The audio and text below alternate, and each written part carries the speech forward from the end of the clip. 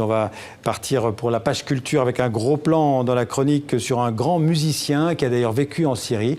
On va en parler dans un instant avec Jean-Baptiste Urbain, mais d'abord de la musique.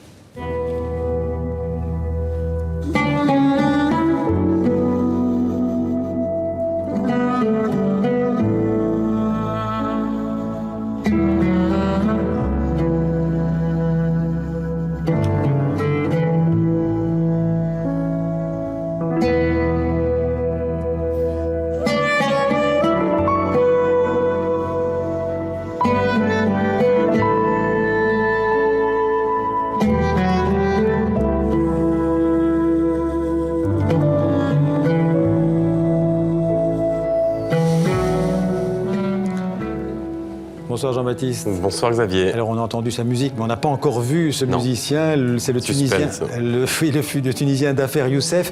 C'est un chanteur, compositeur qui joue du oud, on va en reparler dans un instant. Et il vient de sortir un nouveau disque et il sera en tournée en Europe. Oui, là c'est un clip animé de son précédent album qui s'appelait Birds Requiem, qui avait connu un très grand succès partout dans le monde. Le nouveau s'intitule Diwan of Beauty and Odd et il a enregistré à New York avec des jazzmen américains, car oui, c'est l'un des grands maîtres de cet instrument l'oud. On va voir une image dans un instant avec cet instrument à cordes pincées qui est très populaire dans les pays arabes, mais il fait aussi bien du jazz. En fait, il mêle un peu tout, du jazz, de la musique ancienne, de la musique hypnotique, du soufisme, et puis il chante, vous l'avez dit, également avec cette voix très aiguë qui fascine, on va l'entendre dans un instant. Et sur ce disque, il chante notamment des poètes syriens. Il a vécu à Damas, en effet, et il dédie ses chansons à la capitale syrienne meurtrie. Alors je vous propose de rencontrer un autodidacte. Il n'est pas né dans une famille de musiciens, il est né dans une famille de mouézines, et c'est à l'école coranique qu'il a découvert sa voix VOX et sa voix musicale.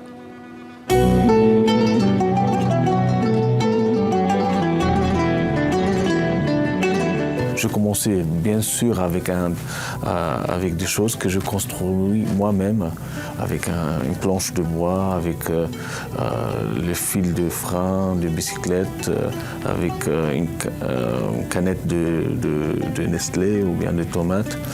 Et la première fois que j'ai eu mon oud, c'était vraiment une révélation dans ma vie, quoi.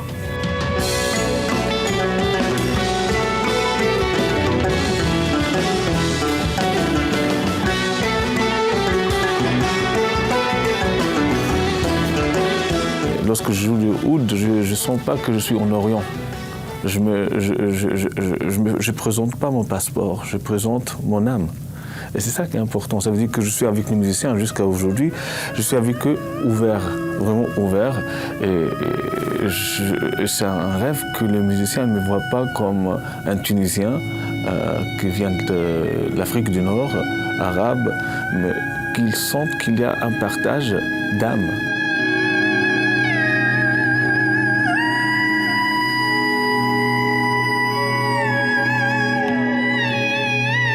Un de mes rêves de faire un disque avec des musiciens américains à New York. Ce rêve m'a accompagné jusqu'à aujourd'hui. Je pense que le rêve, il est là, il est dans mes mains.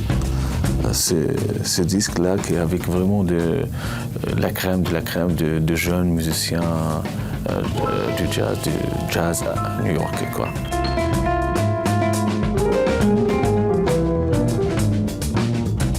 Moi, je suis un ami avec Dieu. Je peux aller plus loin pour dire des choses qui paraissent de blasphémie pour des gens. Sauf que je ne veux pas avoir peur.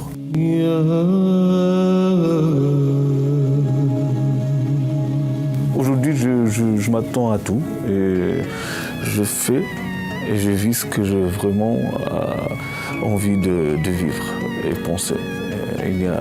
S'il y a des problèmes qui paraissent, welcome. Mais la chose la plus importante pour moi, c'est être authentique, vrai à soi-même et voilà quoi.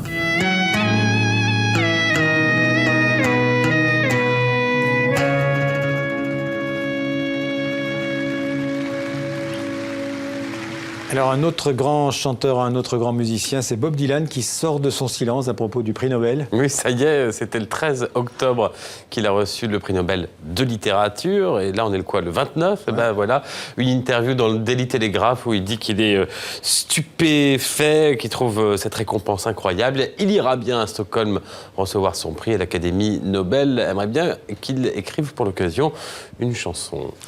Et puis on va parler d'un autre grand chanteur, un poète et guitariste, c'est Georges Brassens qui s'est éteint il y a tout juste 35 ans aujourd'hui. 29 octobre 1981, 29 octobre 2016, à l'âge de 60 ans, oui, depuis il reste ses disques et puis des reprises plus ou moins inspirées. Celle-ci l'est plutôt avec une particularité. Louis Chédid a orchestré et arrangé plusieurs chansons de Georges Brassens, mais elles sont interprétées par des comédiens de théâtre et de cinéma, des gens qu'on aime bien. Il y a Pierre Richard, Valérie Bonneton, Jean-Pierre Daroussin, Julie Depardieu. Et en voici quelques-uns d'autres, vous pouvez les reconnaître. Jamais au grand jamais, son trou dans l'aune se refermait. 100 ans après qu'aucun de sort, il manquait encore. Des bateaux, j'en ai pris beaucoup. Mais le seul qui ait tenu le coup, qui n'est jamais viré de bord, n'est viré de bord.